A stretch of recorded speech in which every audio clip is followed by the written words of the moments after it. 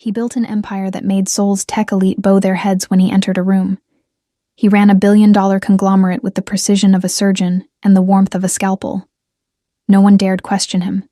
No one dared stay close, either. Then his body betrayed him. 8 months after a devastating diagnosis stole the use of his legs and the steadiness of his hands, his assistant organized a birthday dinner, set a table for 20 in a penthouse overlooking Gangnam, sent invitations to 14 people, former colleagues, board members, people Hyun-woo Kang once considered allies. Not a single one showed up. But someone did arrive that night, a woman carrying 3 thermal boxes of comfort food she'd been hired to deliver. A woman who had no obligation to stay, no reason to care, no history with the man sitting alone in a wheelchair, staring at an empty table. She stayed anyway. What happened next didn't just change his birthday. It dismantled everything he thought he knew about strength, about pride, about what it means to be seen by someone who owes you nothing. This is their story. If you're new here, subscribe and turn on notifications so you don't miss the next story. Drop a comment and tell me. Have you ever shown up for someone who didn't deserve it? Let's get into it. The penthouse smelled like sesame oil and fresh linen. Ji-hoon Park had spent 3 hours arranging the long dining table, 20 place settings, each one precise, each napkin folded into the same sharp crease. He'd ordered the good plates, the ones Hyun-woo kept for investors and government officials, the ones that cost more than most people's monthly rent. The playlist was loaded on the sound system, old jazz standards that Hyun-woo used to play in his corner office at Hong Kong Group when the building emptied out after midnight. Ji-hoon had worked for the man for 7 years. He knew things about Hyun-woo Kang that Hyun-woo probably didn't realize anyone had noticed, like the jazz, like the fact that he always read contracts from the last page forward, like the way his jaw tightened, just barely, just a flicker, whenever someone mentioned family. Ji-hoon had sent 14 invitations for tonight. March 15th, Hyun-woo's 35th birthday. Handwritten cards on heavy cream stock, because Ji-hoon understood that the gesture mattered as much as the ask. He'd sent them to former executives, to 3 board members who had once attended Hyun-woo's dinners without question, to the CFO who had worked beside him for 6 years, to the head of the Seoul Tech Association, who had once called Hyun-woo the most brilliant mind of his generation. Not one had confirmed. But Ji-hoon hoped. He hoped the way people hope when they already know the answer, but can't bring themselves to accept it. Stubbornly, irrationally, with a kind of desperate optimism that felt almost like grief. By 7 o'clock, the table was ready. The apartment gleamed. Ji-hoon stood by the kitchen island and waited. By 7:15, no one had arrived. By 7:20, he started checking his phone. No messages, no cancellations. Just silence, the loudest kind, the kind that says everything by saying nothing at all. Hyun-woo sat in his wheelchair near the floor-to-ceiling windows, his back to the table. He hadn't asked for this party. He hadn't wanted it. But Ji-hoon had insisted with the quiet persistence that was his only form of rebellion. And Hyun-woo had allowed it the way he allowed most things Ji-hoon did, by not explicitly forbidding it, which in their 7-year dynamic was the closest thing to enthusiasm. He could see the reflection of the empty table in the glass. 20 settings. 20 clean plates catching the light. 20 chairs with no one in them. He didn't say anything. But Ji-hoon saw the reflection too, and the silence between them shifted from expectant to something heavier, something final. 8 months ago, Hyun-woo Kang had been untouchable, CEO of Hong Kong Group, a tech conglomerate that had reshaped Seoul's digital infrastructure, the kind of man whose name appeared in Forbes' Korea profiles, whose handshake could make or break a startup's future, whose approval was the rarest and most coveted currency in the industry. He worked 18-hour days. He expected the same from everyone around him. He once made a senior engineer redo a 200-page technical report because the margin widths were inconsistent. He canceled a product manager's honeymoon leave 48 hours before the flight because a quarterly review needed revision. He wasn't cruel. Or at least, he never thought of it that way. Cruelty requires awareness. Cruelty requires you to see the person in front of you and choose to hurt them anyway. Hyun-woo didn't see people. He saw functions. He saw output. He saw roles that either performed or didn't. And when they didn't, he replaced them with the same mechanical efficiency he applied to everything else in his life. He never learned the names of the assistants on other floors. He walked past the security guard at the lobby desk every morning for 4 years without once asking how the man's day was going. He had a driver for 6 years, and when the driver's mother died, Hyunwoo approved the bereavement leave request without looking up from his laptop. He wasn't a monster. He was something almost worse. He was indifferent. And indifference, unlike cruelty, doesn't leave bruises. It just leaves people feeling like they were never there at all. Then, in July of the previous year, his left foot went numb. He ignored it for a week. Then the right foot. Then his calves began tingling. A strange electric prickling that crawled up his legs like something was short-circuiting inside him. He ignored that too, because Hyunwoo Kang did not get sick. Sickness was a failure of discipline, and discipline was the only religion he'd ever practiced. By the time he finally saw a neurologist, only because his legs buckled during a board presentation, sending him to the floor in front of 11 people, the diagnosis came fast: Guillain-Barré syndrome. His immune system was attacking his peripheral nerves, stripping the myelin sheaths like wire being skinned. The signals from his brain were arriving at his muscles garbled, delayed, or not at all. Within 6 weeks, he was in a wheelchair. His legs were gone. His hands, those precise, commanding hands that had signed billion-won contracts and pointed accusingly at underperforming charts, now trembled. Some days they cooperated. Most days they didn't. The doctors talked about recovery. Guillain-Barré wasn't permanent, they said. Most patients recovered significant function, but the timeline was uncertain. Months, possibly years. Some patients plateaued. Some regressed before improving. There were no guarantees, only probabilities. And probabilities had never been enough for a man who demanded certainty from the universe the way he demanded it from his employees. The board moved quickly. Donghyun Seo, the vice president who had spent 5 years smiling in Hyunwoo's shadow while quietly sharpening his own ambitions, led the charge. Within 2 months, Hyunwoo was transitioned to a Ganton senior consultative role, a title with no power, no vote, and no office. His access badge was deactivated, his parking space reassigned. His name remained on the letterhead because removing it required a shareholder vote, and even Dong-hyun understood the optics of erasing a disabled founder. The colleagues who had once competed for his approval vanished. The executives who had attended his dinners, who had laughed at his rare jokes with the desperate enthusiasm of people trying to stay in a powerful man's good graces, they evaporated, not with hostility, with something worse, indifference, the same indifference he had shown them for years, reflected back at him with perfect, devastating symmetry. Now it was March, 8 months since the diagnosis. 8 months in this penthouse, in this wheelchair, in this body that had become a cage.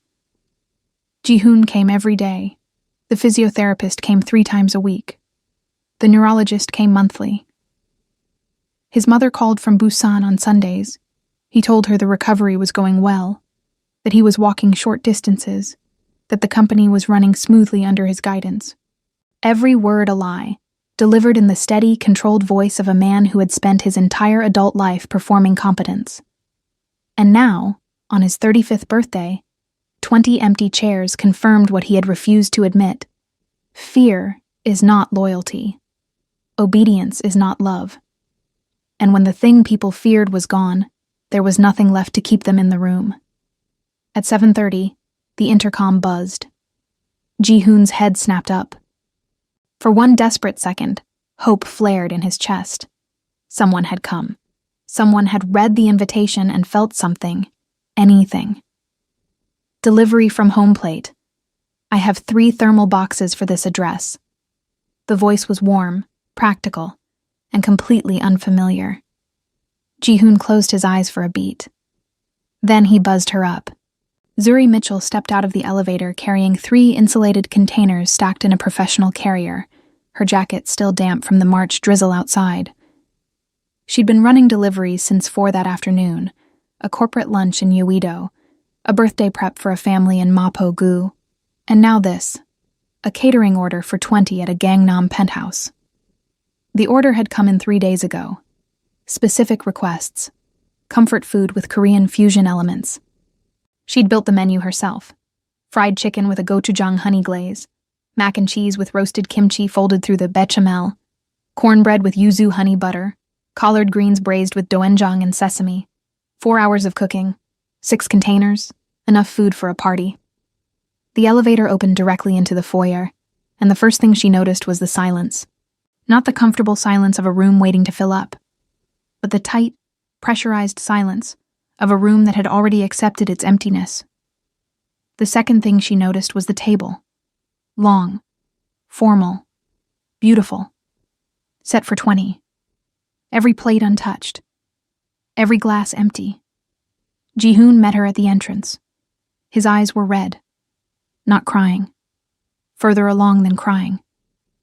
That hollow, dried-out look of someone who had processed the hurt and arrived at exhaustion. "You can set up on the kitchen island. The table's taken." The words came with a small, broken, almost laugh, and Zuri understood immediately. She'd been in Seoul for 3 years. She'd built home plate from savings and stubbornness, and the kind of bone-deep belief in the power of feeding people that had been bred into her since childhood. She'd catered celebrations and commiserations, baby showers and breakups. She knew what an empty party looked like. She carried the containers to the island and began unpacking without comment. She arranged the food with the care she gave every delivery, not because the circumstances required it, but because that was the standard. The chicken in its serving tray, the mac and cheese in the ceramic dish she'd brought, the cornbread cut into even squares. While she worked, she saw the man by the window, wheelchair, still posture, watching Seoul's skyline like it owed him something. He hadn't acknowledged her entrance, hadn't turned around, hadn't moved. She finished setting up, wiped down the counter, folded the insulated bags. By every professional standard, her job was done. She could leave. She should leave. Instead, she walked toward the dining area, stopping a respectful distance from the wheelchair. "Have you eaten today?" The silence lasted 4 seconds. Then Hyunwoo turned his head, just enough to acknowledge her existence without fully granting it. "I don't need pity from the caterer." His voice was low, controlled, edged with the kind of precision that people use when they're trying to cut someone without raising their volume. It was the voice of a man who had once ended careers with a single sentence delivered in exactly that tone. Zuri didn't flinch. She'd grown up the youngest of 4 in Atlanta, raised by a grandmother who could silence a room with a look, and who believed that rudeness was a symptom, not a diagnosis. She'd survived the loneliness of being a foreigner, building a life in a country where she'd always be visibly different. She'd weathered a relationship that had dragged her across an ocean and then crumbled. A man in a wheelchair with a sharp tongue was not going to be the thing that rattled her. "It's not pity. You paid for the food. I'm asking if you've tried it." Another silence. Longer this time. Then, without looking at her directly, a slight exhale, not quite dismissal, not quite surrender. "You can go."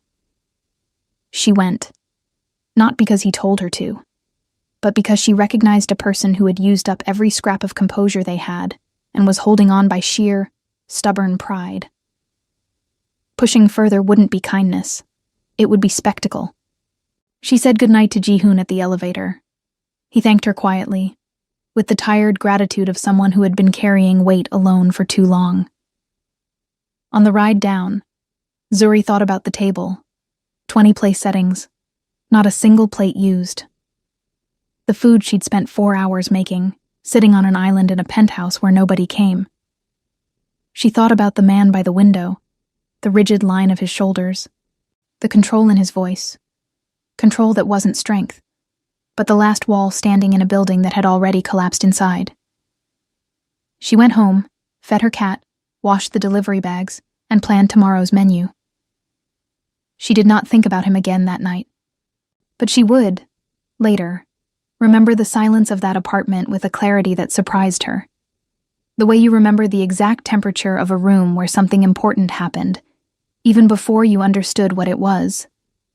Hyun-woo ate at 11 that night, alone, after Ji-hoon had gone home. He wheeled himself to the island and uncovered the containers one by one. The chicken was still warm in its insulated tray. The mac and cheese had that golden crust on top. The cornbread broke apart in his unsteady hands, crumbling onto the plate, and he ate the crumbs too. It was the best meal he'd had in 8 months, not because of the technique or the ingredients, although both were exceptional. Because someone had made it with attention, with thought, with the invisible, unmeasurable thing that separates food, that nourishes from food that simply fills. He hated that it mattered.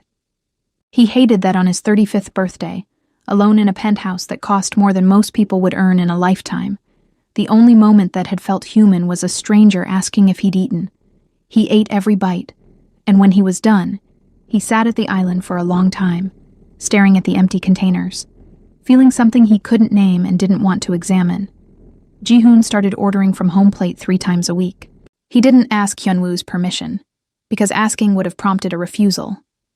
And Ji-hoon had learned years ago that the most effective way to manage Hyun-woo Kang was through strategic omission. He simply placed the orders, Monday, Wednesday, Friday, and left the food on the kitchen island with the containers labeled and the heating instructions tucked underneath. Hyun-woo never mentioned it, never thanked him, never acknowledged that the food existed. But every container came back empty, scraped clean, the lids replaced neatly, which, from a man who once left dirty coffee cups on Ji-hoon's desk without a word, was practically a standing ovation. By the 3rd week, Zuri started delivering in person. She told herself it was logistical. The Gangnam penthouse was on her route, or close enough to her route that the detour was negligible. And the apartment building's concierge was particular about delivery protocols, so it was easier to bring it up herself than to brief one of the contract drivers on the access codes. These were reasonable explanations. They were also, she knew, not the real reason. The real reason was simpler and harder to admit. She was curious. Not about the money or the penthouse or even the wheelchair. About the silence. About a man who sat alone in a room designed for company and refused to acknowledge that the emptiness meant anything. The first few deliveries were brief. Ji-hoon answered the door. Zuri handed off the food. 30 seconds. Professional, clean. Then Ji-hoon started being conveniently absent. A pharmacy run. A call he had to take in the other room. A dry cleaning pickup that couldn't wait. The timing was suspicious, and the excuses were transparent. And Zuri saw exactly what he was doing, engineering proximity between her and the man in the wheelchair. And she let him do it, because she understood the impulse.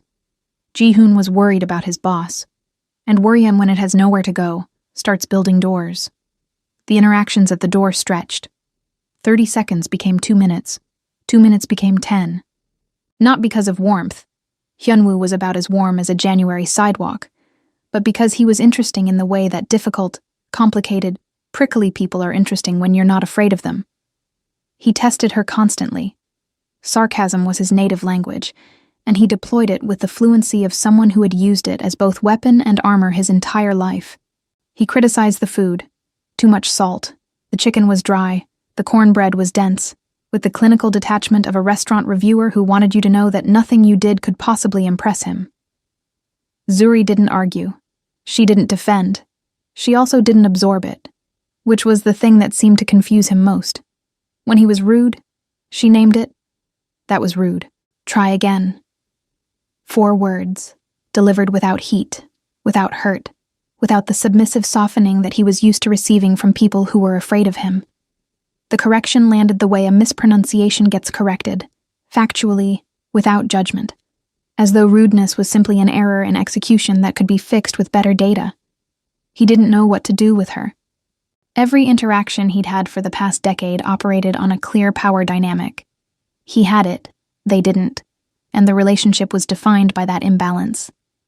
But Zuri didn't work for him, didn't want anything from him. didn't owe him deference or patience or any of the small courtesies that people extend to the powerful in exchange for proximity to that power. She was simply there, consistently, without agenda. And the consistency was doing something to him that he couldn't control, which meant it frightened him, which meant he pushed harder. One Tuesday in early April, not a delivery day, Zuri's phone rang. Jihoon's name. He won't eat. 3 days. I've tried everything. He threw a plate. Jihoon's voice was careful, measured, the way people sound when they're trying very hard not to sound desperate. Zuri heard the edges of it anyway. I'm not his nurse, Jihoon. I know. I'm not asking you to be. I'm asking you to bring food. That's what you do. She brought food. Let herself in with the code Jihoon texted. Found Hyunwoo in the living room, wheelchair angled away from the door, rigid with the particular fury of a man whose body had done something his mind hadn't authorized. She later learned the trigger. His neurologist had adjusted his prognosis that morning. The recovery wasn't tracking as expected. The nerves were regenerating, but slowly, slower than the models predicted.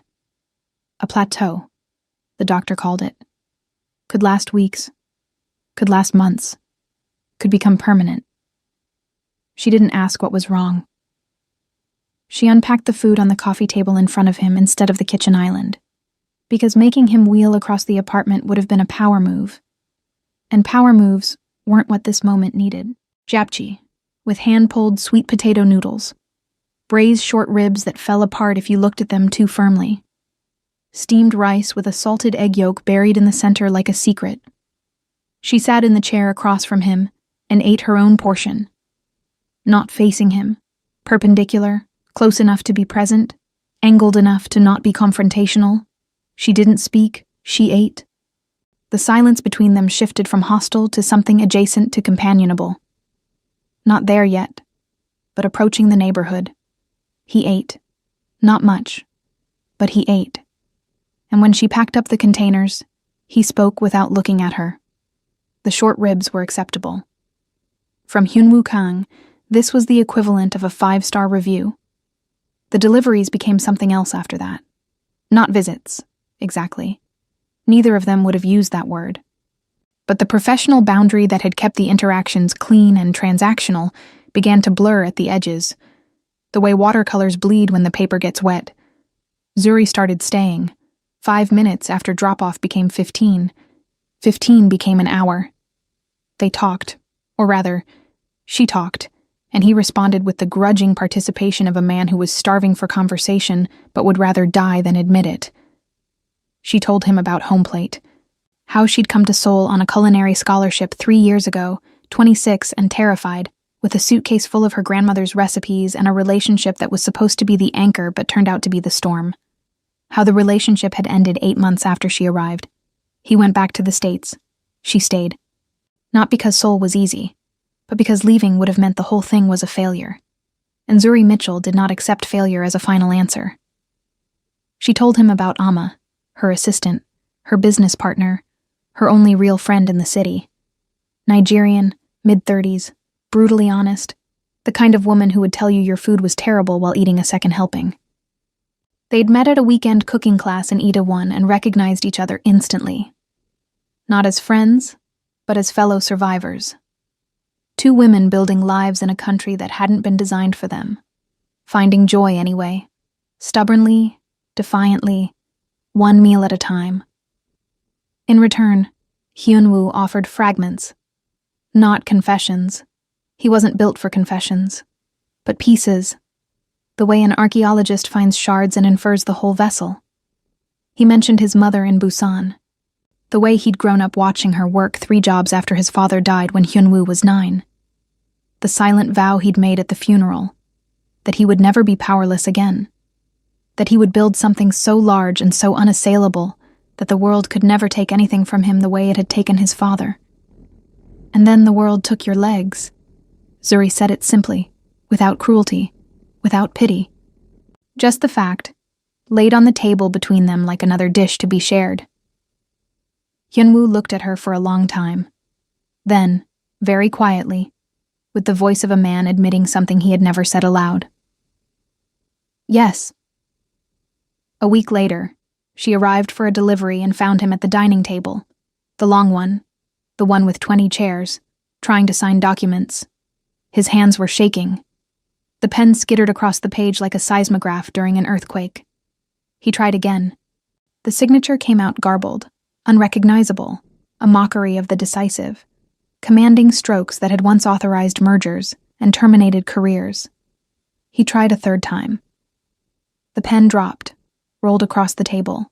He reached for it and his arm didn't extend far enough. His fingers closing on air, and the pen kept rolling until it fell off the edge and hit the floor with a small, stupid, devastating click. He didn't scream, didn't curse. That would have been easier.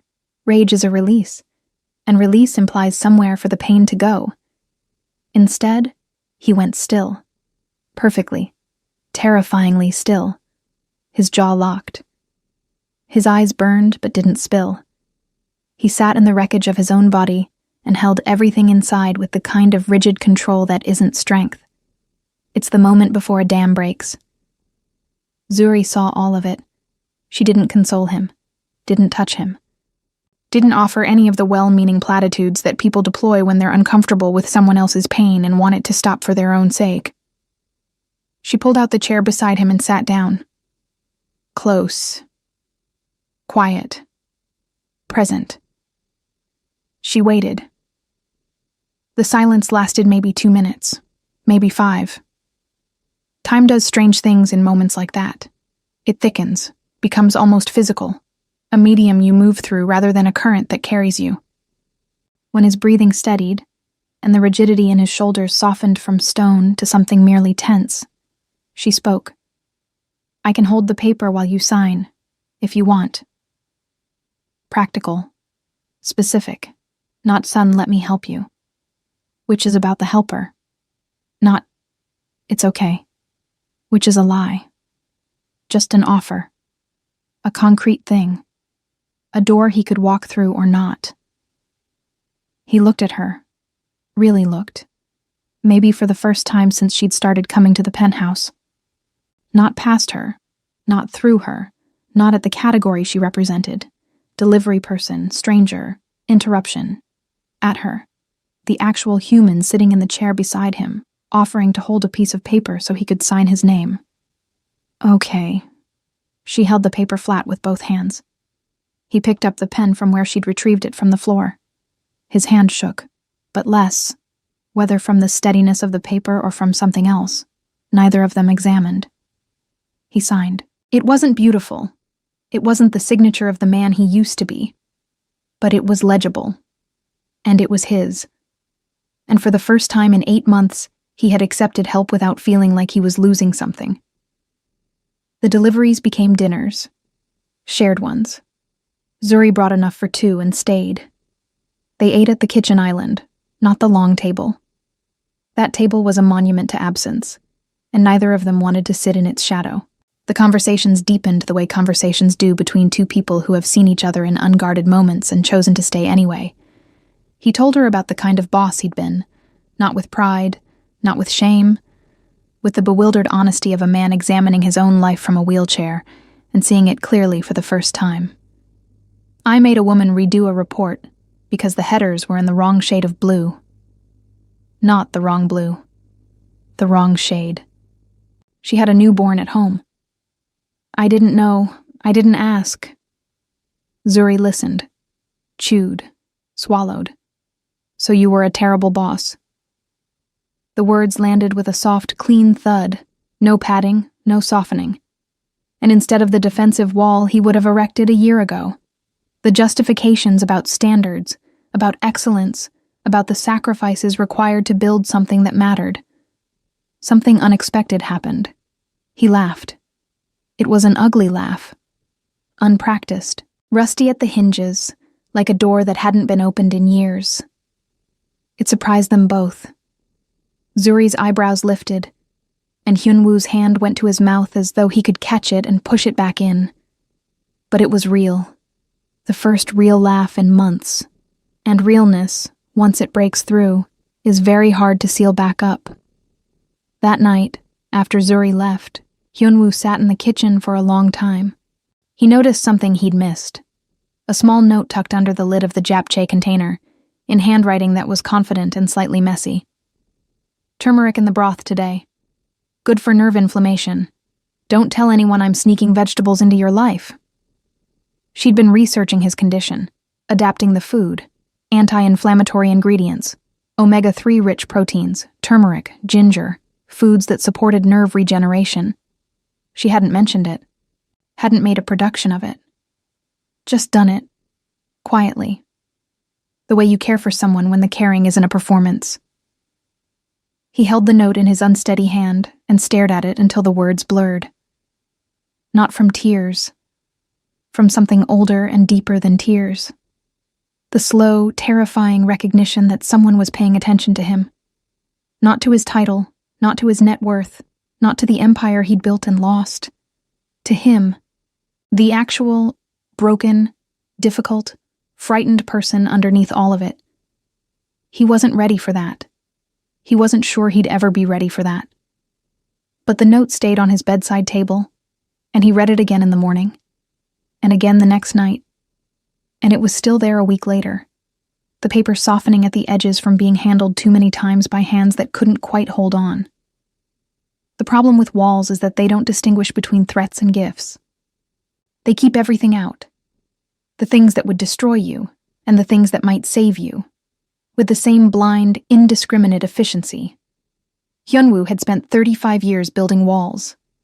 He was very, very good at it. And now that something was getting through, every instinct he had screamed to build them higher. May arrived in Seoul with the weight of blossoms and the particular golden light that makes the city look like it was designed to be photographed. Inside the penthouse, the light hit the empty dining table every afternoon at 4 and turned the unused plates into small, accusing mirrors. Two things happened in the same week that cracked the equilibrium Hyunwoo and Zuri had built. The first was Dong-hyun Seo. He arrived on a Wednesday afternoon, unannounced, which was itself a power move. A man who once would have requested a meeting through Ji-hoon 2 weeks in advance now simply showed up, accompanied by 2 board members whose names Hyunwoo recognized, but whose faces had become interchangeable in his memory. They wore concern the way politicians wear flag pins, visibly, strategically, with no actual connection to the thing it represents. The visit lasted 40 minutes. The language was careful. Restructuring, fiduciary responsibility, shareholder confidence, health-focused transition. Underneath the corporate vocabulary, the message was simple. Sell your shares. Step down formally. Let us erase you from the thing you built. We want what's best for you, Hyunwoo. You should be focusing on recovery, not quarterly projections. Dong-hyun delivered the line with a smile that had been rehearsed in front of a mirror. Hyunwoo saw through it the way you see through glass, completely, effortlessly, with a clarity that offered no comfort, because the thing on the other side was uglier than the barrier. He didn't fight. Not because he agreed, but because fighting required energy. And energy was a finite resource that his body was spending on things like keeping his lungs working and his heart beating. The board members left with nothing signed, but also nothing refused. A strategic ambiguity that Dong-hyun would interpret as weakness, and Hyunwoo was too tired to correct him. Zuri arrived 20 minutes after they left. She carried the usual containers, but she stopped in the foyer because the air in the apartment was different. Charged, pressurized, the emotional equivalent of a room where someone has been screaming silently. Ji-hoon was washing 3 coffee cups in the kitchen. His movements were tight, controlled, angry. Who was here? Ji-hoon didn't answer, but his eyes flicked toward the living room, where Hyunwoo sat in his wheelchair with the stillness of a man who had just been measured for a coffin by people pretending to bring flowers.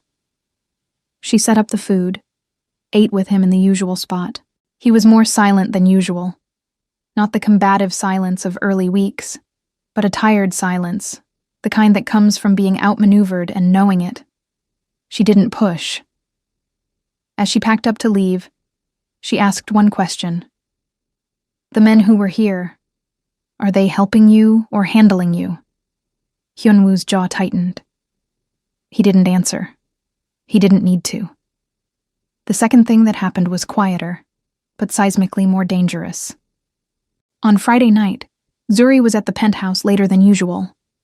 She'd brought a new recipe, a Korean Southern fusion she'd been developing, sweet potato gnocchi with a gochugaru brown butter, and the conversation had wandered further than it usually did. Past the safe territories of food and work and surface-level history, into the darker, softer places. She told him about her grandmother, the woman who had raised her after her mother left, who had taught her that feeding people was the most honest form of love, who had died 3 years ago, just weeks before Zuri boarded the plane to Seoul. I didn't get to cook her last meal. I think about that sometimes. What I would have made, whether she would have tasted the goodbye in it.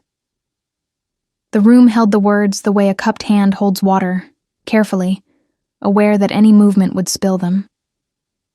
Hyun-woo, for the first time in their acquaintance, didn't respond with deflection or sarcasm. He sat with what she'd said, let it exist between them without trying to fix it or minimize it or redirect it. And then, because the silence had made a space and he didn't know how to leave it empty, he told her about his father. He was a bus driver, Route 17, Busan to Ulsan. He did the same route for 22 years.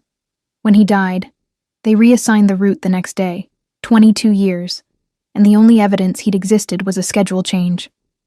He'd never told anyone that. Not Ji-hoon, not the therapist the hospital had sent during the early weeks of his diagnosis, not the handful of women he'd dated over the years in relationships that were more like mergers, strategic, time-limited, emotionally leveraged. He'd never said it aloud because saying it aloud would make it true, and the truth of it, that his entire career had been an attempt to become so significant that the world couldn't reassign him, was the kind of self-knowledge that dismantles you. Zuri reached across the space between them. Not far. Just enough to rest her hand on the arm of his wheelchair, near his hand but not touching it. An offering. A proximity. A permission. He moved his hand, shakily, slowly, until his fingers covered hers. The contact was light, unsteady, electric in the way that first touches are when they've been delayed by months of wanting and weeks of fear. They stayed like that, not speaking. The city hummed 23 stories below them, and the gnocchi cooled on the counter, and for a suspended, impossible moment, everything that was wrong, the wheelchair, the diagnosis, the empty chairs, the men who wanted to erase him, all of it went quiet. Then the moment ended, not with a sound, but with a thought, his thought. The one that had been circling like a vulture since the first time she'd made him laugh. She's going to see you get worse. She's going to watch your hands stop working entirely. She's going to be here when you can't feed yourself, can't dress yourself, can't transfer from this chair to the bed without help. And one day, she's going to leave, because everyone leaves. And it will be worse, immeasurably, catastrophically worse, because she will have been the one who stayed longest. He pulled his hand back. Zuri felt the withdrawal before she felt the absence of contact. It wasn't physical. It was atmospheric. Like a door closing in another room. She looked at him. He was already somewhere else. Behind a wall she could see but couldn't reach. A week later, the wall became a weapon. Zuri arrived on Monday with the delivery. Hyun-woo was in the living room. Ji-hoon was not conveniently absent. He was just absent. Something in the air felt rehearsed. You don't need to keep coming here. His voice was different, not angry, precise, surgical. The voice of the CEO who had once dismantled partnerships and dismissed executives and restructured entire divisions with the same calm, lethal clarity. He'd been saving this voice. Keeping it in reserve for the moment when it was needed most, the moment when something got close enough to hurt him. I appreciate the food. Your business does good work. But you've confused professional service with personal invitation. I'm a client. That's the arrangement. Let's not complicate it. Each sentence was placed like a chess piece, deliberate, devastating. He called her the delivery girl, not to her face as a term of address, but woven into the dismissal, casual, reductive, designed to shrink the 3 months they'd built into something transactional and forgettable. Ji-hoon will handle the orders going forward. You can send a driver. Zuri stood in the doorway holding a container of braised short ribs that she'd spent 2 hours cooking because she knew they were his favorite, because she paid attention, because that's what caring looks like when it's not a performance. And she felt every word land exactly where he'd aimed them. She didn't argue, didn't plead, didn't cry, although the burning behind her eyes was fierce and immediate and took every ounce of control she had to contain. She set the container on the island, picked up her bag. At the door, she stopped, turned back. Not to fight, to say the one thing that needed to be said before the door closed. You're not protecting yourself, Hyunwoo. You're just making sure that when you look around and no one's there, you can tell yourself it was your choice. She left. The elevator doors closed. She made it to her car before the tears came. Hot, angry. The tears of a woman who had offered something genuine to someone who had chosen to throw it back, rather than risk holding it. In the penthouse, Hyunwoo sat in the silence he had demanded, and felt it settle over him like a burial shroud. He had gotten exactly what he asked for. The cruelest thing about self-sabotage is that it works. The food still came. Monday, Wednesday, Friday. The schedule Ji-hoon had established, maintained with the mechanical reliability of a system that no longer had a soul. A different driver each time. The containers arrived labeled in Zuri's handwriting, but the notes were gone. No turmeric reminders, no gentle teasing. Just the food, the heating instructions, and the invoice. Hyunwoo ate. The food was identical. The same recipes, the same quality, the same care baked into every component. But eating it alone was different from eating it with her, the way a house is different from a home. The same structure, the same walls, entirely different in every way that matters. May bled into June. The cherry blossoms fell and were swept away. Seoul shifted into the heavy, humid prelude to monsoon season, and the penthouse windows fogged with condensation that Hyunwoo watched form and dissolve like small, temporary worlds. His condition didn't improve. The plateau held, neither better nor worse, which the neurologist described as stable, with the careful optimism of a doctor who knows that stagnation and stability are only the same thing on paper. His hands still trembled. His legs remained useless. The physiotherapy sessions continued 3 times a week, painful, exhausting, yielding gains measured in millimeters that felt like miles and still weren't enough. The absence of Zuri was not something he acknowledged. Not to Ji-hoon, who watched his employer with the quiet, worried attention of a man who has seen a building's foundation crack and is waiting for the structure to follow. Not to himself, in the long hours between midnight and dawn when the penthouse was at its most honest, and the loneliness was a physical presence, heavy and cold, sitting in every chair, occupying every empty space. He told himself it was necessary, that he had done the right thing. That attachment was a liability, and vulnerability was a weapon others would use against him. Hadn't the board proven that? Hadn't the empty birthday table proven that? People stay when you're useful. They leave when you're not. The only variable is timing. The logic was impeccable. The logic was also the loneliest sound in the world. 3 weeks after Zuri stopped coming, Ji-hoon broke 7 years of professional silence. It happened on a Thursday evening, unremarkable in every external way. Hyunwoo was at the kitchen island, eating alone, the containers arranged with the precision of a man who has replaced human connection with routine. Ji-hoon was organizing the next day's medical appointments on his tablet. The jazz playlist was on. It was always on now, filling the apartment with sound the way you'd fill a cavity with packing material, not to fix it, but to keep it from collapsing.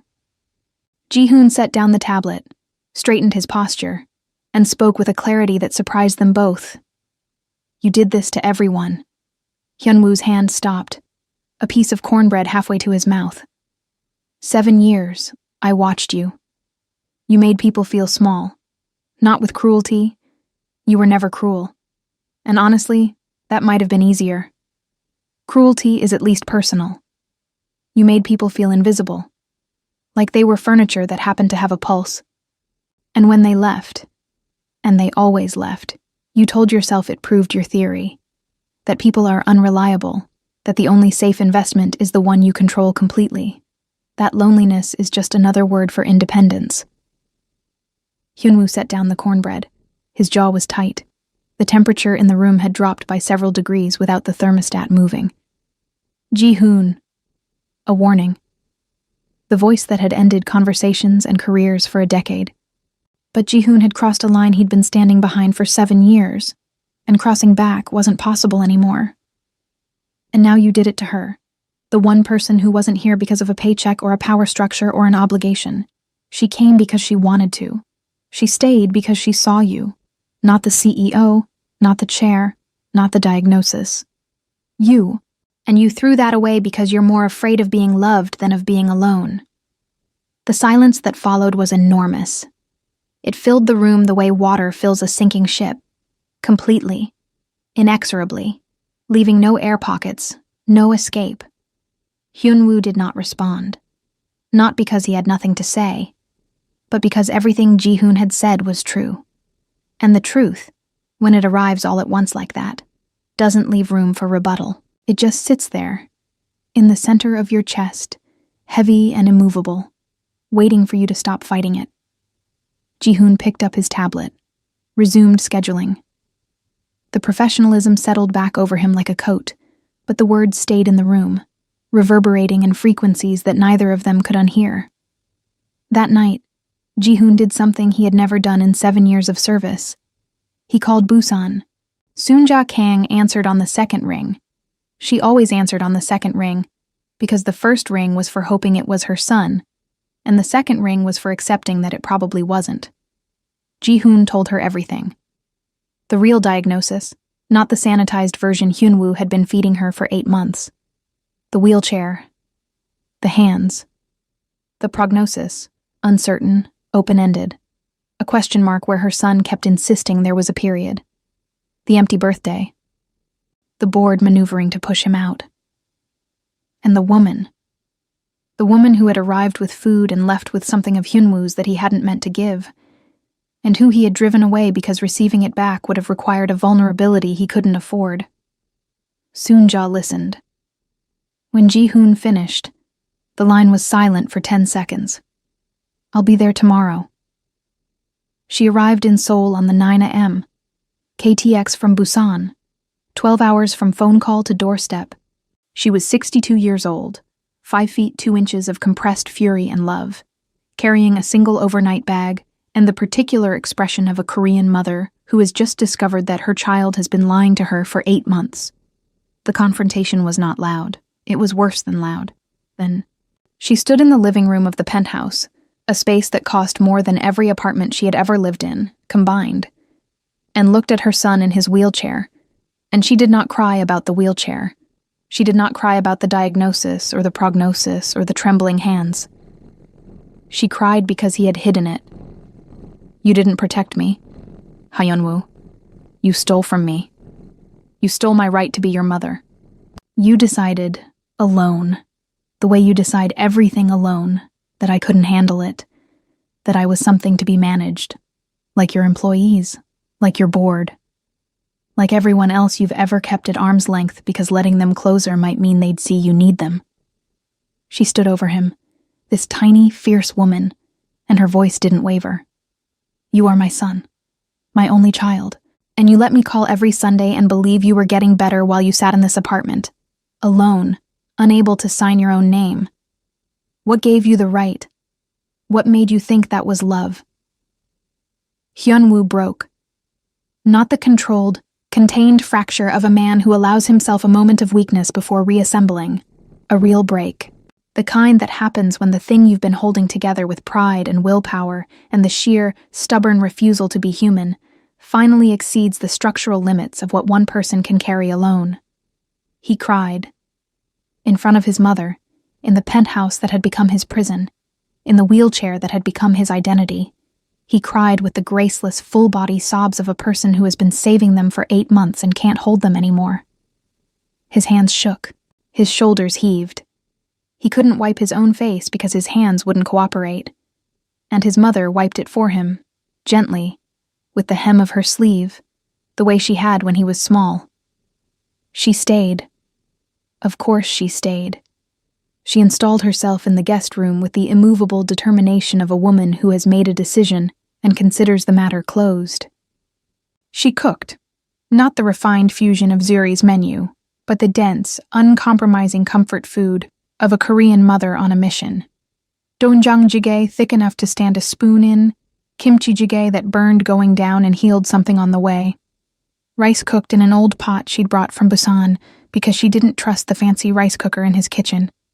She reorganized his medication schedule, argued with his physiotherapist about technique, called his neurologist, and asked questions for 40 minutes while Hyunwoo sat beside her, simultaneously mortified and more loved than he'd felt in years. And between the cooking and the reorganizing and the medical advocacy, she asked about the woman. Ji-hoon had told her. Of course Ji-hoon had told her. Ji-hoon had told her everything, because Ji-hoon was, as it turned out, not just an assistant but a person with opinions and feelings and a moral compass that had finally overridden 7 years of professional restraint. Hyunwoo told his mother the rest. Sitting at the kitchen island, not the long table, never the long table, he described Zuri in terms that were careful, measured, and completely transparent in their inadequacy.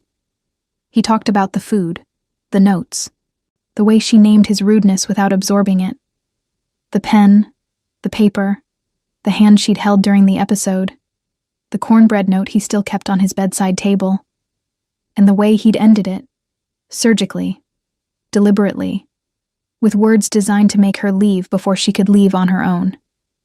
Saying it aloud was different from thinking it. When you think something, you can edit it, reshape it, add justifications and context, and the soft padding of rationalization. But when you say it aloud, to your mother, in a quiet kitchen in the late afternoon, the words come out stripped of all that. Just the bare, undecorated truth. I found someone who saw me, and I sent her away because being seen is the most terrifying thing I've ever experienced. And I've experienced my own body shutting down. Soonja listened. When he finished, she was quiet for a long time. Then the words came quietly, without looking at him, while her hands moved through dishes in the sink. Your father was a proud man, too. Pride kept him on that bus route for 22 years when he should have gone back to school, should have asked for help, should have told me he was sick before it was too late. Pride told him that needing people was weakness, and pride killed him. Not the cancer, the silence. She dried her hands on a towel, turned to face her son. I will not watch the same thing happen twice. It took 5 more days. 5 days of his mother's cooking and his mother's honesty, and Ji-hoon's quiet, steady presence and the slow, grinding work of a man dismantling the architecture of his own isolation, brick by brick, in the only way available to him, not with grand gestures, but with small, daily choices to be present, to be honest, to let the people in the room actually be in the room. On the 6th day, he told Ji-hoon to bring the car. This was tectonic. Hyunwoo had not left the penthouse voluntarily in 5 months. The wheelchair in public, the stairs, the pity, the vulnerability of being at eye level with strangers, wastes, was a humiliation he had chosen to avoid by never confronting it. But avoidance, as his mother had spent a week demonstrating through sheer force of presence, was just a slower form of dying. Ji-hoon drove. The Seoul traffic was its usual apocalyptic self. Hyunwoo sat in the back seat and watched the city he'd once commanded slide past the window. The Hankang Group Tower in Yeongdongpo, the restaurants where he'd closed deals, the streets he'd driven down in a car that cost more than most people's apartments, back when driving was something his body allowed. They arrived in Itaewon at 6:45. The home plate kitchen was in a narrow commercial building between a laundromat and a stationery shop, the kind of location that announces itself through smell rather than signage. The window was steamed. Through the glass, the warm light of a kitchen in full operation, the movement of bodies working in coordinated rhythm. Ji-hoon unloaded the wheelchair, helped Hyunwoo transfer. wheeled him to the entrance. Then he stepped back. I'll be in the car. Hyunwoo sat at the entrance of a small restaurant kitchen in Itaewon, in a wheelchair, in a city of 10 million people, and felt more exposed than he had ever felt in his life. This was not a boardroom. There was no strategy, no leverage, no power dynamic to exploit. There was only a door, and behind it, a woman he had hurt, and in his lap, a container. Inside the container was cornbread. He had made it himself. It had taken 3 hours. His mother had supervised, mostly by sitting at the kitchen counter, offering no help whatsoever, and watching with the serene satisfaction of a woman whose plan was working. His hands had trembled through every step. Measuring the cornmeal was an exercise in chaos, more on the counter than in the bowl. Cracking eggs required a technique he'd invented on the spot, bracing the egg against the bowl's rim with his palm since his fingers couldn't apply targeted pressure. The batter was lumpy. The oven temperature was approximate. The result was, objectively, terrible. Burned at the edges, underdone in the center. Too much salt, not enough sugar. But he had made it. With hands that couldn't hold a pen. With a body that had taken everything from him. He had stood, not literally, but in every way that mattered, in a kitchen for 3 hours, and made something for another person. Not because it would be good, but because the act of making it was the message, and the message was, I thought about you. While my hands shook and the cornmeal spilled and the oven ran too hot, I thought about you. The way you think about me when you put turmeric in the broth and don't mention it. Amma saw him first. She was carrying a crate of sweet potatoes from the storage area to the prep station when she passed the front entrance and stopped. The man from the penthouse, in a wheelchair, at their door, holding a container in his lap with hands that visibly shook. She looked at him for a long 3 seconds, assessing, measuring, deciding.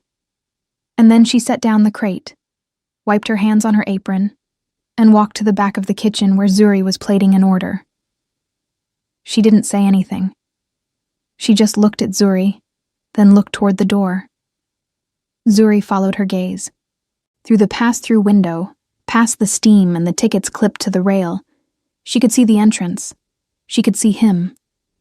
Amma picked up the crate of sweet potatoes and carried it in the other direction, away from the front of the kitchen, giving Zuri a wide, clear path and saying nothing. Which, for Amma, was the loudest possible statement of support. Zuri untied her apron, hung it on the hook, walked through the kitchen, past the sauté station, past the prep table, past the hand-washing sink and the fire extinguisher and the health department certificate on the wall. Each step a decision. Each step a choice to keep walking toward something that had hurt her and might hurt her again. She opened the door. The evening air was warm. Early June in Seoul, the light going golden, the street noise of Itaewon washing over them like a tide, conversations in 6 languages, scooter engines, someone's music from an upstairs window. The ordinary soundtrack of a city that didn't know this moment was happening. He was there, in the wheelchair, the container in his lap. His coat was heavier than the weather required. She recognized it as armor, the kind you wear when you're going somewhere that frightens you, and you want at least one layer between yourself and the world. He looked up at her. She looked down at him. And for a moment, neither of them spoke. Because the silence between two people who have hurt each other and are standing at the threshold of something fragile is not empty. It's full. It's crowded with everything that was said and shouldn't have been, and everything that should have been said and wasn't. He lifted the container. His hands shook. The lid rattled against the base with a small, persistent tremor that he couldn't control and didn't try to hide. I made this. 2 words. No preamble. No apology. No carefully constructed speech. He'd tried to write one asr, in the car, on the way over, but his hands wouldn't cooperate with the pen, and his mind wouldn't cooperate with the words. And somewhere between Gangnam and Itaewon, he'd realized that the speech was just another wall, another layer of performance between himself and the raw, unprotected truth. It's terrible. The edges are burned and the middle is, I think the word is raw. but that might be generous. I used too much salt. I don't know how that happened, because I measured it. But my hands... He stopped. Started again. I wanted you to know that someone was thinking about you while they made something. I don't know if that matters, but I wanted you to know. Zuri looked at the container. She could see through the clear lid. The cornbread inside was exactly as described. A disaster. Burned dark at the edges, pale and sunken in the center, with a crack running through the middle where it had cooled unevenly. It was, without question, the worst cornbread she had ever seen. Her grandmother would have used it as a doorstop. She took the container from his hands. Their fingers touched during the transfer, his trembling, hers steady. The contact lasted 2 seconds. 3. Neither of them pulled away. She opened the lid, broke off a piece from the edge, the most burned part, the part that would taste like charcoal and regret. She put it in her mouth, chewed, swallowed. Next time, less salt. 3 words. And in those 3 words, everything. Not forgiveness. Forgiveness is a transaction. And this was bigger than a transaction. It was a door left open. A future tense. Next time. The implicit promise that there would be a next time, that the story hadn't ended, that the worst cornbread in Seoul was not a period, but a comma. He laughed. The same rusty, unpracticed, ugly, beautiful laugh from months ago. The one that surprised them both. The one that sounded like a lock being picked by someone who didn't know what they were doing but was trying anyway. She laughed too, and the sound of their laughter mixed with the street noise of Itaewon and rose into the warm evening air and dissolved into the city. And somewhere, in the invisible architecture of the universe, something shifted. Not dramatically, not with thunder or revelation, just a small, quiet click, like a bone settling back into its joint, like a door that had been stuck finally swinging open. She pulled up a chair from inside, one of the mismatched chairs that surrounded Homeplate's tiny customer counter, and sat down beside him on the sidewalk. They sat there for a while, not talking, watching the foot traffic, sharing the worst cornbread in the history of baking. He told her about his mother's arrival, about Ji-hoon's speech, about the 5 days of being slowly, lovingly dismantled by a woman who stood 5'2" and carried the emotional force of a natural disaster. She told him about the 3 weeks, about the containers she'd packed with the same care even when she was angry, even when the notes had stopped, because the food was never about him. It was about the standard, about the promise she'd made to herself and to her grandmother's memory that every meal she sent into the world would carry intention, regardless of whether the recipient deserved it. But I missed you. The words arrived plainly, without performance. The way you state a fact that you've decided is too important to dress up. I missed you too. The words came out the way a man's first confession does after 35 years of not making one, clumsily, without practice, slightly too loud, slightly too fast, but honest in a way that made their imperfection the whole point. They didn't kiss that night. They didn't need to. Some moments are complete without escalation. Some moments are the thing itself, not a step toward something else, but the destination. The reconstruction happened slowly, the way all real things happen, without montage, without soundtrack, without the compression that stories use to skip over the tedious, essential, unglamorous work of 2 people learning to be in each other's lives without destroying what they're building. He came to Homeplate twice a week. Ji-hoon drove him. At first he stayed outside. The wheelchair, the narrow kitchen, the practical impossibility of navigating a commercial cooking space from a seated position. But Zuri rearranged. Not for him. She was clear about that. For accessibility. For the business. But the new prep counter happened to be at wheelchair height, and the new pathway between the stations happened to be wide enough for his chair. And Amma watched the renovations, with the knowing silence of a woman who had seen this movie before and was choosing not to comment. He learned. Not cooking. His hands weren't ready for that, not yet. But tasting. Zuri taught him to taste the way she'd been taught. Not with the palate of a consumer, but with the attention of a maker. What's missing? What's too much? Where the balance tips. He had the analytical mind for it, and the obsessive attention to detail that had made him a brilliant CEO translated, surprisingly and beautifully, into an intuitive understanding of flavor architecture. She told him his palate was annoyingly good for someone who ate takeout for a decade. He told her that her cornbread recipe needed a structural revision. The argument lasted 3 days and ended with a new recipe that was, they both admitted privately and never aloud, better than either original. At the penthouse, things shifted. Ji-hoon noticed first. He always noticed first. Hyun-woo started using his name. Not Ji-hoon-si, with the formal distance of an employer, but Ji-hoon, with the weight of a man who was, for the first time, acknowledging the human being behind the title. Small things followed. A question about Ji-hoon's weekend, an acknowledgement of the work he'd done during the birthday preparations, a quiet, unprompted thank you that landed in the kitchen one Tuesday evening and sat there, glowing, unprecedented. Ji-hoon didn't make a big deal of it. He loaded the dishwasher and allowed himself, for the first time in 7 years, to believe that the man he worked for was becoming the man he'd always hoped was in there. Soonja went back to Busan after 3 weeks.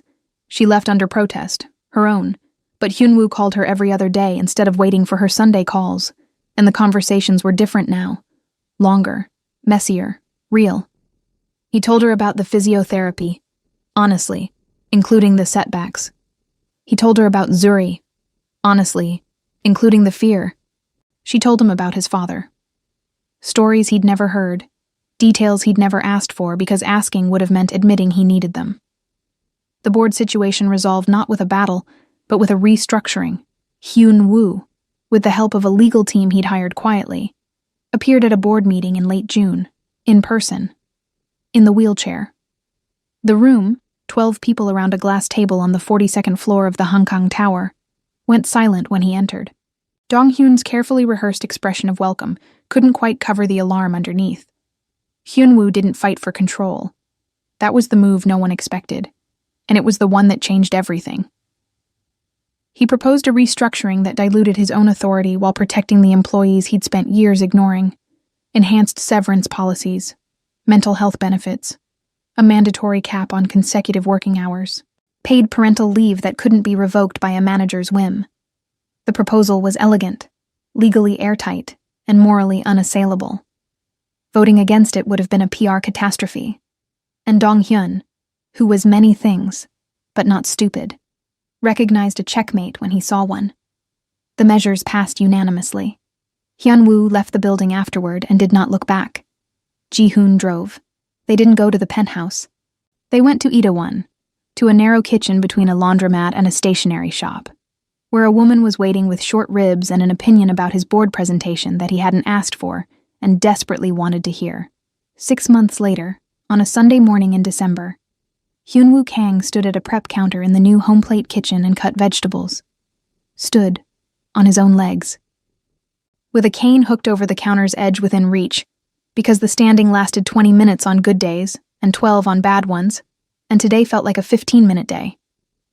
The neurologist called it significant functional recovery, a phrase that sounded clinical and bloodless and failed entirely to capture what it felt like to stand in a kitchen and hold a knife and cut a carrot into pieces that were only slightly uneven.